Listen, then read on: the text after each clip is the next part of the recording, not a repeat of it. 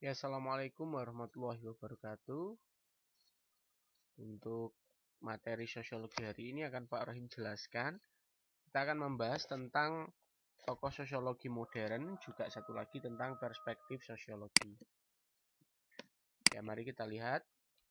Nah, tokoh sosiologi modern yang pertama yang akan kita bahas adalah Charles Wright Mills. Ya. Nah, Mills ini lebih menekankan sosiologi ini untuk kemudian mengkaji masalah mengenai hayalan sosial ya. Jadi seorang sosiolog itu harus mengembangkan yang namanya hayalan sosial. Hayalan sosial ini ya atau disebut juga dengan sociological imagination itu menurut Mills itu terbagi menjadi dua komponen ya. Yang pertama itu personal troubles ya atau masalah pribadi, masalah individu. Ini merupakan permasalahan individu dan ancaman terhadap nilai pribadi yang dialami seorang individu ya. Kemudian yang kedua, hayalan sosiologi yang kedua adalah public issues atau isu publik atau masalah sosial sebenarnya. Ya.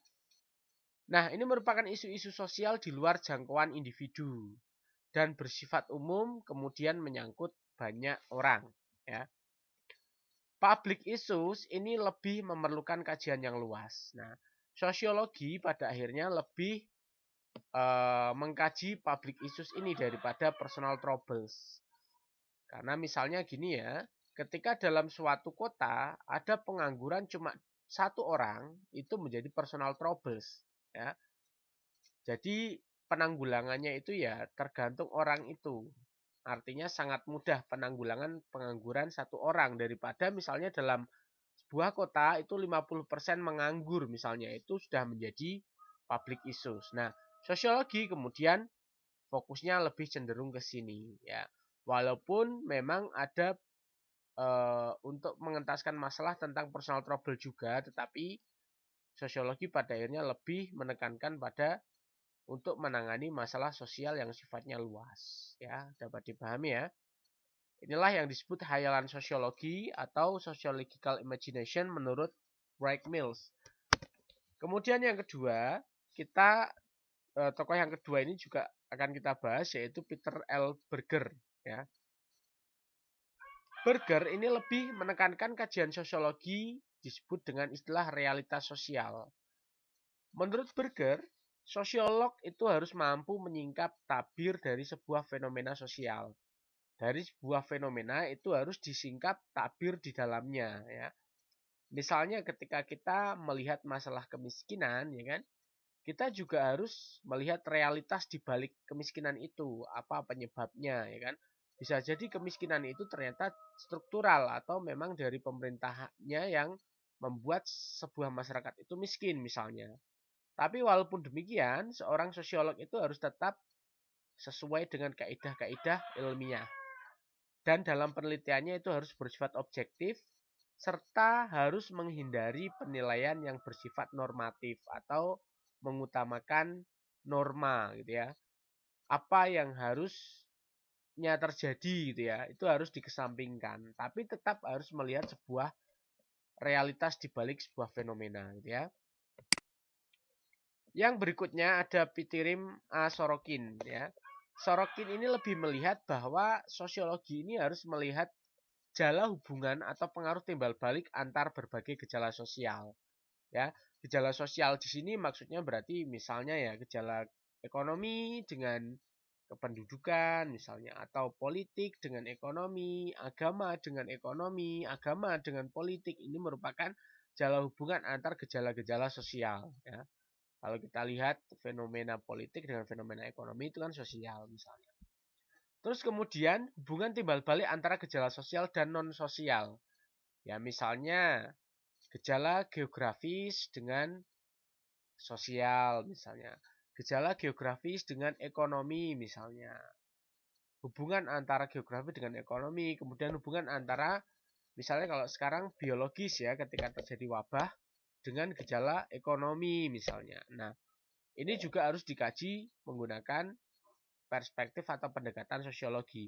Kemudian yang ketiga, ada ciri-ciri umum dari gejala-gejala sosial ya. Gejala sosial itu biasanya cirinya kompleks, kemudian susah diprediksi, ya kan?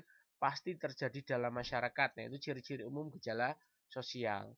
Kemudian juga melibatkan berbagai aspek kehidupan, gitu ya. Berbagai masyarakat itu juga eh, merasakan dampaknya dari gejala tersebut. Itu dapat diartikan sebagai ciri umum dari gejala-gejala sosial. Kemudian ada tokoh yang bernama Leopold von Wies. Nah, ini di LKS kalian nggak ada, silahkan kalian bisa pelajari sendiri atau bisa cari referensi yang lain. Kalau menurut Leopold, sosiologi itu memusatkan pada perhatian pada hubungan-hubungan antar manusia. Jadi lebih menekankan pada interaksi antar individu maupun antar kelompok gitu ya. Kemudian menurut Leopold, karena Leopold ini juga terpengaruh oleh psikologi sebenarnya, psikologi sosial, sosiologi itu juga harus melihat perilaku individu dalam kehidupan masyarakat ya. Jadi misalnya ketika terjadi masalah sosial atau misalnya terjadi kriminalitas, perilaku individu pelaku kriminal itu juga harus diperhatikan ya. Faktor-faktor apa saja yang membuat individu itu melakukan perilaku tersebut. Nah, sekali lagi Leopold ini terpengaruh dari psikologi sosial. Tapi memang dalam kajian-kajian dari Leopold ini lebih sosiologinya bersifat mikro, ya, bersifat kecil karena hanya melihat hubungan-hubungan antar manusia dan lebih melihat perilaku individu. Ya. Kemudian kalau di Indonesia itu ada tokoh yang bernama Selo Sumarjan dan Sulaiman Sumardi. Tapi Pak Rohim hanya menemukan gambarnya Pak Selo Sumarjan saja. Ya. Ini merupakan salah satu sosiolog ternama Indonesia. Bahkan di awal-awal Indonesia mengenal sosiologi ini ya tidak lepas dari tokoh Selo Sumarjan, kemudian juga ada Suryono Sukanto.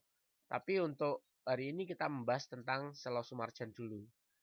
Menurut Selo Sumarjan dan Sulaiman Sumardi, sosiologi ini mengkaji proses sosial dan struktur sosial, termasuk di dalamnya itu perubahan sosial. Ya. Kemudian objek kajian sosiologi ini terbagi menjadi dua.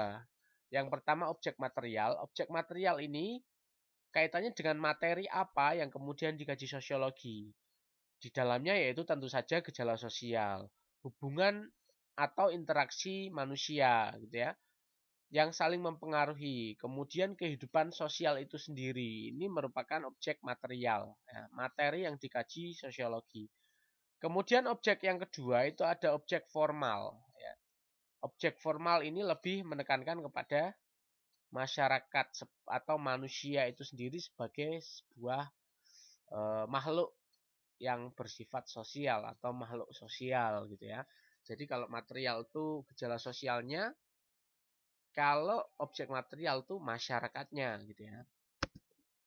Kemudian yang kedua kita akan membahas tentang perspektif sosiologi. Yang pertama itu perspektif evolusionis ya. Awal mula munculnya sosiologi itu sebenarnya sangat terpengaruh terhadap teori Darwin ya, atau evolusi biologi. Itu memang iya, ya kan?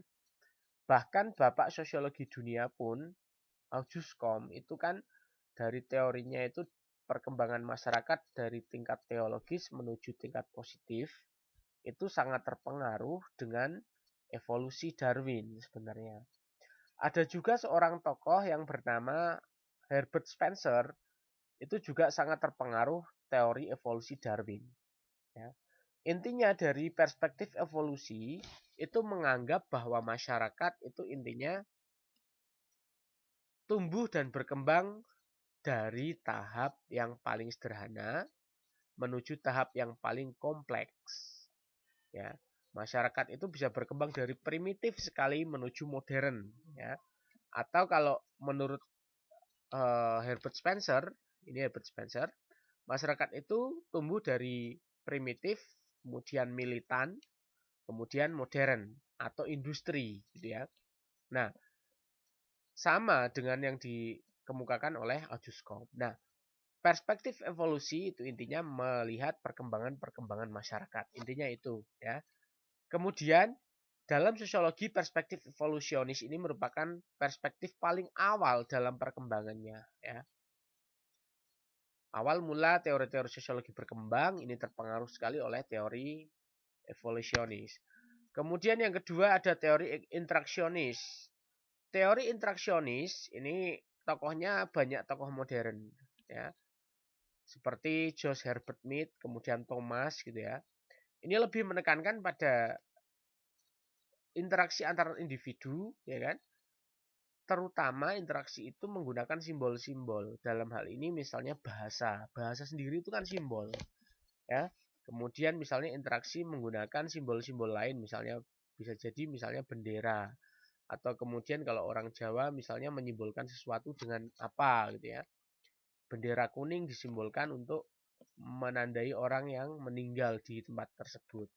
Nah, ini menurut Herbert Mead, sosiologi juga harus mengkaji itu, bahwa interaksi individu atau interaksi kelompok itu menggunakan simbol-simbol yang hanya dipahami oleh masyarakat tertentu. Ya. Jadi ini juga sifatnya sosiologi mikro. Ya. Ketika kalian mengkaji sebuah ritual dalam sebuah masyarakat, ada misalnya sesajinya. Nah, simbol dari sesaji itu apa? Yang mengerti ya hanya masyarakat itu. Nah, sebagai peneliti sosiologi harus menanyakan itu, harus menggali hal itu. Kurang lebih perspektif interaksionisme itu seperti yang Pak Rim sampaikan tadi. Melihat interaksi sosial itu di dalamnya menggunakan simbol-simbol dan dimengerti oleh masyarakat tersebut. Sosiolog harus menggali itu, ya. Kemudian ada perspektif konflik. Perspektif konflik ini tokoh terbesarnya adalah Karl Marx awalnya, ya, karena teorinya juga teori konflik ya kan. Kemudian kalau tokoh modernnya ada Lewis Kosser. Sebenarnya masih banyak lagi tokoh yang mengkaji konflik, ada Ralph Dahrendorf dan sebagainya.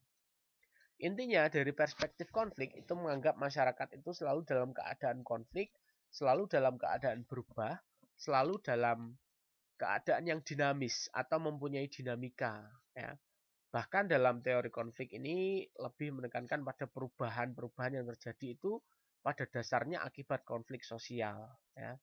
Karena di dalam masyarakat itu, menurut teori konflik, itu ada kelompok-kelompok yang selalu mempunyai tujuan sendiri, hanya demi kelompoknya. Nah, itu seringkali harus mengalahkan pihak lain. Maka konflik pasti terjadi dan harus terjadi kalau menurut perspektif konflik. Masyarakat tidak mungkin tanpa konflik, pasti terjadi konflik, ya. Dan masyarakat pasti berubah, tidak mungkin masyarakat tidak berubah. Masyarakat pasti dinamis dan mempunyai dinamika tertentu. Kalau tidak berubah, ya bukan masyarakat namanya, ibaratnya seperti itu. Bahkan dapat dikatakan perubahan itu paling abadi dalam kehidupan ini, gitu ya. Karena kalau di dunia ini tidak ada yang abadi kecuali perubahan itu sendiri. Nah, itu pandangan dari teori konflik, ya, atau perspektif konflik. Teorinya banyak, ada teori kelas sosial dari Karl Marx, kemudian ada teori konfliknya Lewis Kosser, teori konfliknya Ralph Dahrendorf, dan sebagainya. Nah, untuk lebih jelasnya nanti di kelas 11 akan membahas tentang teori-teori konflik yang sifatnya modern. Tapi kalau lintas minat sosiologi berlanjut kelas 11 ya. Tapi untuk yang kelas 10 sosial pasti berlanjut sampai kelas 11 bahkan sampai kelas 12. Oke, untuk perspektif fungsionalisme, ini perspektif yang keempat. Ini hampir bertolak belakang dengan perspektif konflik. Ya. Intinya, menurut teori fungsionalis, ini anggota masyarakat itu dianggap mempunyai persamaan persepsi. Kalau tidak ada persamaan persepsi, masyarakat tersebut tidak akan terbentuk. Intinya itu yang pertama. Yang kedua, setiap bagian dalam masyarakat itu mempunyai kontribusi terhadap keseluruhan masyarakat. Artinya unsur-unsur dalam masyarakat itu mempunyai fungsi-fungsi tertentu. Ya. Bisa itu kemudian sebuah lembaga, misalnya lembaga agama, lembaga ekonomi, lembaga pendidikan, itu semuanya punya unsur, punya fungsi untuk kemudian memberikan kontribusi terhadap keseluruhan dan meningkatkan integrasi sosial di dalam masyarakat tersebut. Ya. Kemudian masing-masing bagian itu kemudian terintegrasi dan saling mendukung. Ya. Kemudian masing-masing bagian memberi kekuatan sehingga keseluruhannya menjadi stabil. Nah, walaupun banyak kritik terhadap teori fungsionalisme, tetapi memang demikian adanya. Ya, masyarakat itu punya unsur-unsur yang semuanya saling keterkaitan dan mempunyai fungsi-fungsi tertentu. satu saja dari unsur tersebut fungsinya hilang, maka masyarakatnya akan runtuh. Atau dengan kata lain, bisa jadi masyarakat akan menggantikan lembaga-lembaga atau unsur-unsur tersebut dengan unsur yang lain. Intinya fungsi tersebut harus tetap dijalankan. Ya. Konflik tidak begitu dibahas dalam teori fungsionalisme. Makanya kemudian teori fungsionalisme ini banyak kritik. Untuk tokohnya sendiri ada Talcott Parsons, ya. Ini Talcott Parsons, tokoh dari teori fungsionalisme itu yang paling terkenal ya. Tokohnya adalah Talcott Parsons. Kemudian yang kedua adalah tokoh berupa satu lagi yaitu Malinowski ya. Bronislaw Malinowski itu juga, kalau yang tokoh yang bawah ini Merton, Robert K. Merton. Ya. Oke, untuk pertemuan hari ini seperti itu saja. Kalau ada yang tanyakan silahkan bisa ditanyakan di grup. Terima kasih. Boten riyen, Mbah.